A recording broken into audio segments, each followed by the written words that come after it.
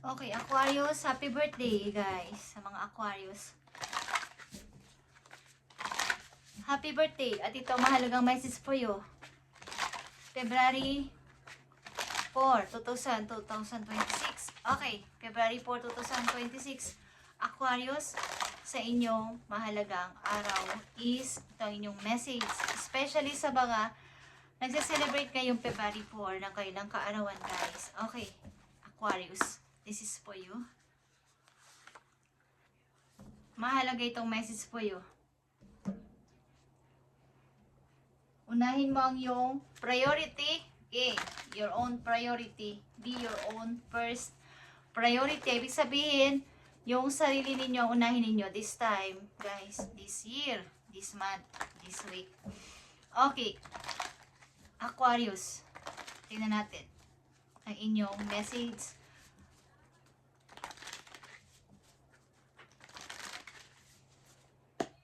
Sa mga Aquarius, ito ay mahalagang message for you.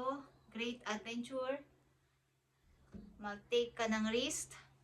At hindi masama mag-try. Okay. Mas maganda yung nagtatry kesa hindi. Venture forward. Aquarius. Ano man ito. May mga makakasama ka naman. Okay. Ilan sa inyo ay travelers. Something.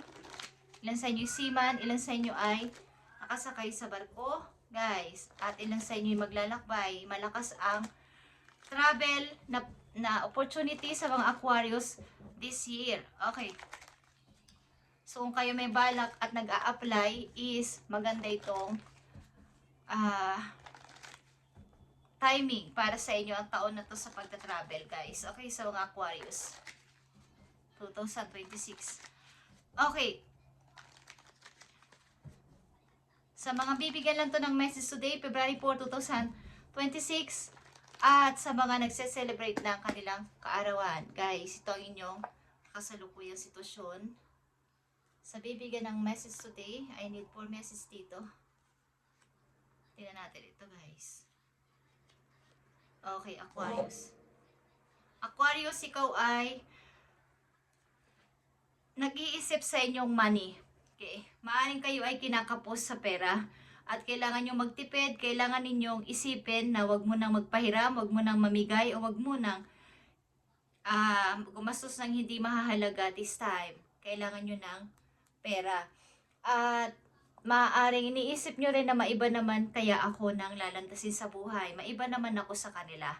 Kailangan kong mag-ipon at meron akong paglalaanan nitong pera na to sa mga susunod na araw o buwan o ngayong taon. Something nilang sa inyo nag-iisip talaga mag-travel or mag-ibang bansa, guys. Kung nasa man kayong lugar ngayon, gusto nyong maiba ang inyong kapalaran o ang inyong trabaho. Okay? So, tingnan natin, guys. Ang inyong unang message dito ay Sun. Okay. At maaring sa paligid din ninyo ay medyo madilim ang mga taong nakakasalamuhan ninyo. Ibig sabihin, hindi maganda ang mga, kumbaga may mga negative na pag-iisip. Okay, karamihan sa mga nakakausap ninyo, kaya kayo ay parang gusto ninyong, kahit gano'n ang inyong community, ang inyong paligid, mga taong involved sa inyo, gusto ninyong masaya lang sa paligid. Gusto nyong pasayahin sila. Okay? Paint the sun back into your sky. Ibig sabihin, kahit na napakahirap ng buhay, nakakaranas kayo ng kung ano man itong mahirap sa ngayon is, pilitin ninyong maging masaya ang lahat. Pilitin ninyong maging masaya din kayo, lalo na sa inyo sarili. At ang mga taong mahalaga sa buhay ninyo ay pasayahin ninyo o maging masaya talaga. Okay? Pilitin ninyong lumiwanag ang inyong isip. Okay? May mga positive na kaisipan, bagamat mahirap ang buhay na pinagdadaanan ng ilang Aquarius dito. Okay? Mahalagang message sa inyo, guys. Narrow pathway is here. Tread truthfully. Ibig sabihin nito, ito ay pagtawid sa kabilang, kumbaga kabilang kalsada, kabilang dagat, kabilang lugar. Okay. Kahit nga, sabi ko sa inyo is, mag-take kayo ng risk. Kahit na hindi nyo saktong alam pa o hindi kayo sigurado sa inyong pupuntahan, kailangan ninyong itry. Kahit paunti-unting step, kahit hindi naman biglaan. Okay? Kung may plano ay ipagpatuloy. Guys, makakatawid kayo dito, dahan-dahan lang at mag-ingat. Okay guys? Kasi kung hindi nyo tatawirin dito sa kabila is hindi nyo malalaman kung anong meron doon, banda doon. Kung hanggang dito lang kayo at takot kayo na sumubok at itry ang isang bagay na kayo ay uunlad sa palagay ninyo, ay hindi nyo alam kung anong meron doon sa banda doon. Bawa, nasa isang place kayo at gusto nyo pumunta doon sa lugar na yun is natatakot naman kayo. Baka walang opportunity, baka hindi maganda. Pero kung hindi nyo itatry pumunta doon, hindi nyo malalaman kung maganda ba o hindi. At least nag-try. Okay? So, meron na kayong idea about dito? Mukhang kayo ay nahihirapan sa pera. Pero alam nyo ang kasunod nito, ito ay Queen of Pentacles, Aquarius. Magiging maayos ang pagdating sa iyo ng pera dito at magkakaroon ka ng freedom talaga sa kaperahan. So, ito ay iyong itry. Okay. Narrow pathway, tread truthfully, makakarating ka sa iyong papupuntahan. At great adventure ito. Guys, maaaring may mga kasama ka sa travel mo. Mga 4 kayo, okay? Just saying. Okay, ang inyong kasalukuyang sitwasyon, andito ang temperance. Ang pag-iisip o magkabilang side niyo is good and bad. Yung inyong pag-iisip. Okay? Mayroon kayong pinaninimbangan sa kasalukuyan. Ito ay parang pagtitimpi. Okay? At paghihintay, something na mayroon kayong panata. Bawa is may hinihintay kayong sign galing sa heaven kung ano ba talaga ang nararapat para sa akin. Okay. Nandito ang justice, guys. Okay. Nandito ang 5 of Wands. Meron din kayong mga suliranin sa pamilya, guys. Okay. Andito ang star. Okay, guys. So, humihingi kayo ng pag-asa kay Lord, kay universe, na bigyan o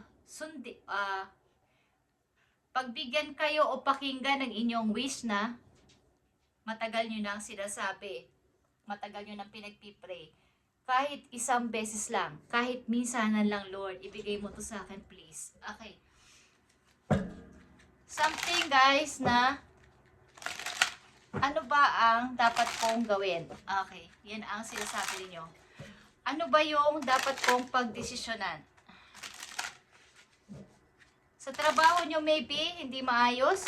Okay, dito sa inyong kasalukuyang trabaho.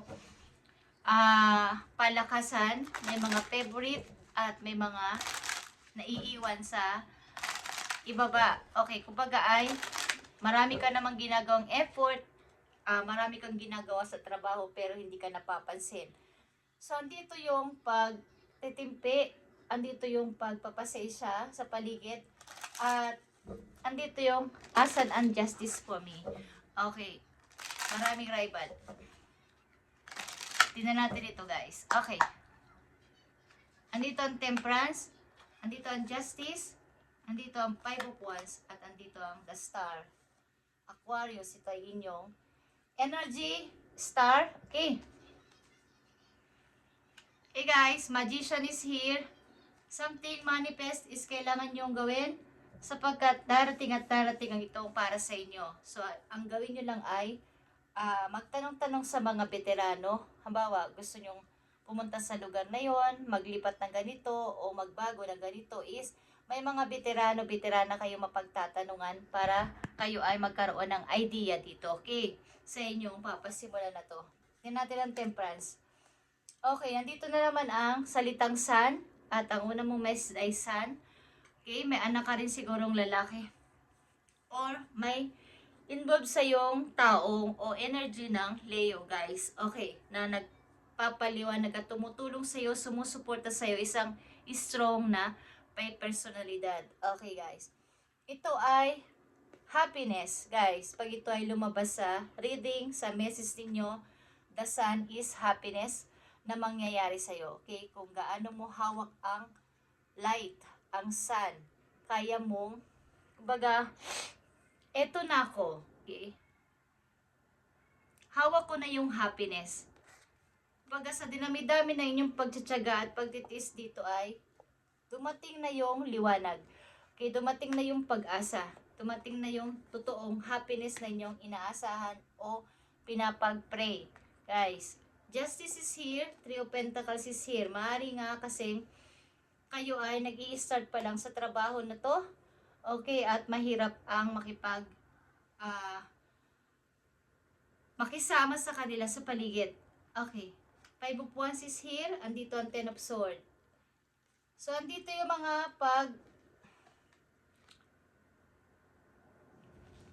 mga pagtitiis sa sitwasyon na to at napakahirap. Para kayong iniiwan sa ibaba, katulad ng sinabi ko, hindi kayo pinapataas o hindi kayo binibigyan ng chance dito sa kung ano tong larangan na pinasok ninyo. Okay? At the star is here. Nakikita nyo on the star is Two of Pentacles, guys. Ito ay opportunity. Pamimili ito sa darating ninyong trabaho o oportunidad. Okay.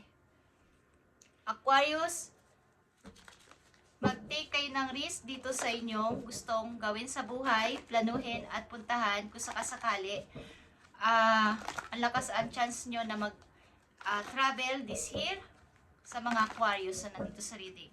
Maaaring gusto nyong maiba naman, kaya gusto nyong isipin paano ko mahahandle ng tama ang aking pera at hindi nila malalaman. Okay. Tingnan natin ang inyong mga message pa na paparating, guys. May sitwasyon ka dito na ang hirap makalabas at parang may mga pag-betray, parang pagtataksil. Ito ay sa trabaho, maybe. Maaring hindi ka binibigyan ng boses na magsalita ng about para sa iyo sarili. At maraming pagtitiis. So, kailangan mo ditong bumangon, kailangan mo ditong maka-survive. Kailangan mong matutong magsalita at makawala dito. But nandito ang the sun, guys. Pinipilit po maging masaya sa kabila ng lahat. Okay. Aquarius, happy birthday sa inyo, guys. Okay. Dapat mong malaman, andito ang new beginning for you. Humarap ka na sa new door na yung at buksan mo na to. Ito ay new beginning. Ito ay the full.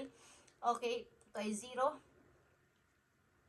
Humarap ka na sa bagong pintuan na naghihintay ng pagbubukas mo. Ikaw mismo magbubukas ito. Ito ay naka-unlock na. Okay. Para sa'yo, Aquarius.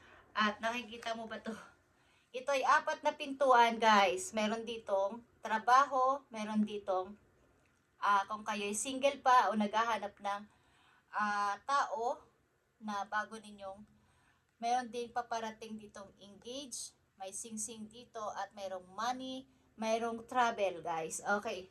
Mga opportunity ito na paparating sa inyo. Ito ay movement, choices, and decision.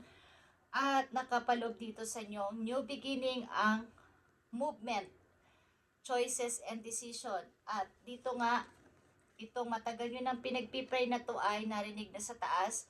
Nakaabot na doon ang inyong pisi, nakaabot na doon ang inyong tali, o ang inyong panalangin, guys. Nakikita nyo ba to? Itong light na to, nakaabot na doon sa taas kay God, kay universe, ang inyong panalangin. Okay? May sinag na doon at nakaabot na doon ang inyong munting tinig. At ibibigay sa inyo itong 2 Pentacles, ito'y pamimili sa trabaho opportunity. Okay. Aquarius, happy birthday. At happy ako for you. Okay? Buksan mo na ang bagong pintuan na nakaabang sa'yo at ikaw lang ang magbubukas ito at walang iba. Hawak mo ang susi. Walang ibang magbubukas ito kundi ikaw lang at para sa'yo ang pintuan na yan. Yan ay new door para sa'yo. Aquarius, tingnan natin pa. May sa'yo ng yung mga angels. Guys.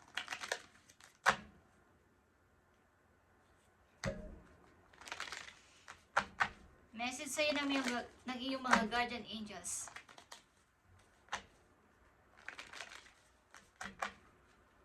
Ilan sa inyo ay may 2 anak, guys, sa lalaki? Ilan sa inyo?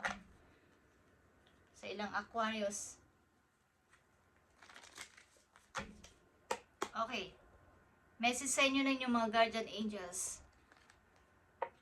Be open to success, okay? Be open to success. Huwag nyo tong paligtasin. Look at all the wonderful things you can do when you listen to your divine guidance. Aquarius, you balance so many different priorities and have come cut a winner. That will be a lot of recognition and praise headed your way. But don't be shy. Allow others to show you with the gratitude you deserve. Okay. Pag nakamit mo na tong success na to sa buhay, guys, ay maging open ka sa lahat para i-share o magbigay ka ng kabaitan at pag-share ng yung mga ideas sa ibang tao na nangangailangan din ng mga chance. Okay. Maaring ikaw ay pag nagtagumpay ka sa buhay, maging humble ka at ipalaganap mo ang kabaitan sa puso mo, hindi ka magbago, at nakahided na sa iyong way itong tinadhana ito para sa iyo na ikaw ay mag-success sa buhay, so ikaw ay maging mabait sa lahat, okay, at magbigay ng idea sa mga taong gusto ring magtagumpay sa buhay. Okay guys, ito ay 7 of Wands, tagumpay ito sa buhay at maaring marami sa inyong darating na mga opportunity, so wag nyo tong ipapagwalang bahala. Okay. Makinig ka sa iyong kutob, sa iyong kaba, at sa mga sinasabi ng iyong mga guides. Okay. Kung kayo ay pala-pray na tao, papadalang kayo ng message ni God sa pamagitan ng mga repeating numbers, mga hindi inaasahang mga pagkakataon na inyong palit-ulit na nakikita kahit sa lyrics ng mga kanta at sa panaginip. Okay, maging aware kayo sa inyong mga panaginip. Thank you Aquarius and happy birthday sa inyo guys at ipagpatuloy nyo to. Mag-try kayo at hindi masama dahil malakas sa inyo sa ngayon sa taon na to ang pagta-travel. Okay, at doon kayo magsasucess. Thank you and God bless.